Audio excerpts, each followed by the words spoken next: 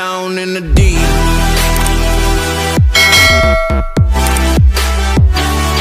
Down in the deep.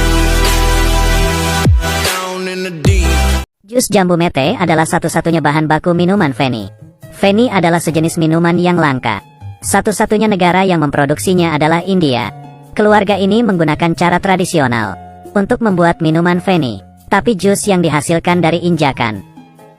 Kelihatannya sangat aneh. Ini adalah cara tradisional dan sudah berlangsung 500 tahun. Sekarang sudah sangat jarang orang yang menggunakan cara ini. Pria yang mengenakan sepatu itu bernama Santos. Mereka sekeluarga membuat Feni dengan cara tradisional, kemudian menjualnya. Tiap bulan Maret-April adalah musim memproduksi minuman Feni. Tiap subuh, Santos sekeluarga akan pergi ke tanah mereka dan mencari jambu mete yang sudah matang, menggunakan tangkai yang ujungnya memiliki jarum untuk mengumpulkannya. Nenek tua ini adalah orang yang paling tua di keluarga. Dia sudah membuat Feni selama 60 tahun. Setelah suaminya meninggal, dia yang melanjutkan bisnis minuman Feni keluarganya. Pohon jambu mete sangat unik. Ia bisa menghasilkan dua jenis buah. Satunya adalah kacang mente. Satunya lagi adalah buah jambu mete.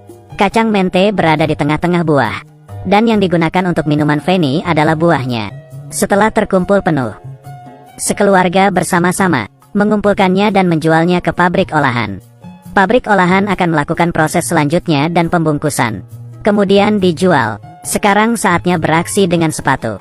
Santos sudah membantu ibunya dari kecil, dengan pengalaman selama 25 tahun, untuk mengeluarkan sari-sari buah. Tapi sepatu yang menginjak buah ini, langsung menginjak buah. Sesuatu yang cocokkah? Kelihatannya Santos memiliki bakat untuk membuat minuman Feni. Dulu mereka menggunakan sebuah tongkat kayu untuk memukul buah. Tapi kemudian mereka menemukan cara lain, yaitu dengan menginjak lebih efektif. Kemudian sari-sari buah keluar. Santos perlahan-lahan mengambilnya, untuk menghindari tidak tergelincir. Ia kira-kira memerlukan waktu selama 1 jam. Kemudian di dasarnya semua dipanaskan. Jadi, suhu panas yang hampir 100 derajat akan membuat orang kepanasan. Setelah selesai, hadiah yang paling berarti adalah segelas jus jambu mete. Ini mungkin tidak akan bisa terbeli di toko. Santos mengumpulkan hasil injakannya menjadi satu, kemudian mengikatnya dengan tali. Ini mau ngapain ya?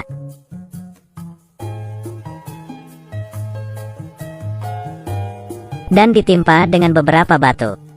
Tujuannya adalah untuk memeras setitik jus terakhir, dan ditahan selama 2 hari. Bila menggunakan mesin, akan lebih mempermudah dan mempercepat proses. Tapi Santos tidak melakukan apa-apa.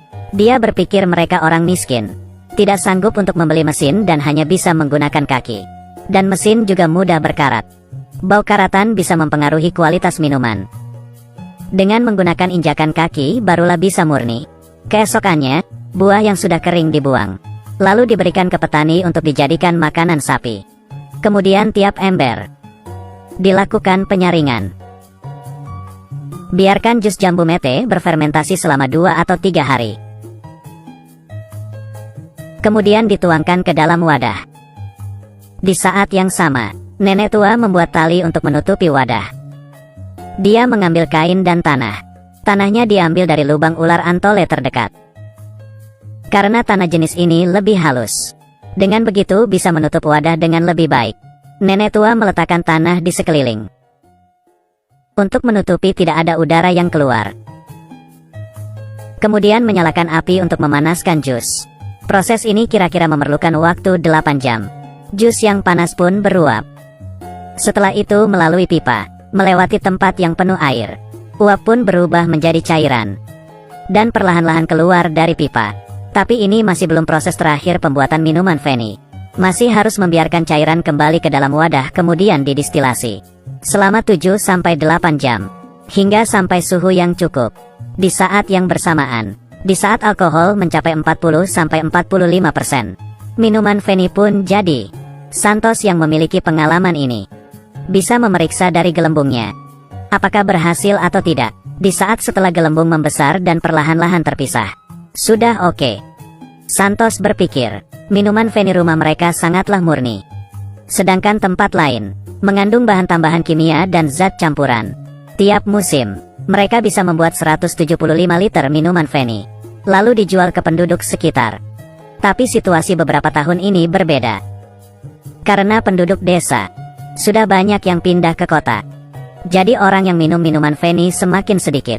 Dan ada beberapa pebisnis yang sedang menggunakan cara modern untuk memproduksi minuman Fanny. Sedangkan Santos masih menggunakan cara tradisional, sehingga hanya bisa menghasilkan jumlah yang sedikit. Di saat yang sama, mereka juga tidak memiliki modal untuk mengembangkan bisnis.